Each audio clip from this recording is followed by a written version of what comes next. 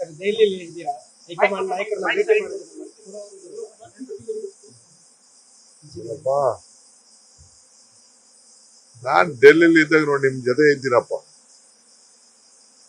ನೀವೇ ಈಗ ಹೈಕಮಾಂಡ್ ಆಗ್ಬಿಟ್ಟಿದ್ದೀರಾ. ನೀವೇ ಎಲ್ಲ ವಿಚಾರನು ನೀವೇ ಚರ್ಚೆ ಮಾಡ್ತಾ ಇದ್ದೀರಾ, ನೀವೇ ವಾದ ಮಾಡ್ತಾ ಇದ್ದೀರಾ, ನೀವೇ ತೀರ್ಪು ಕೊಡ್ತಾ ಇದ್ದೀರಾ, ನೀವೇ ಮಾಡ್ತಾ ಇದ್ದೀರಾ. ನೀವೇ ನಮ್ಮ ಹೈಕಮಾಂಡ್ ಆಗ್ಬಿಟ್ಟಿದ್ದೀರಾ.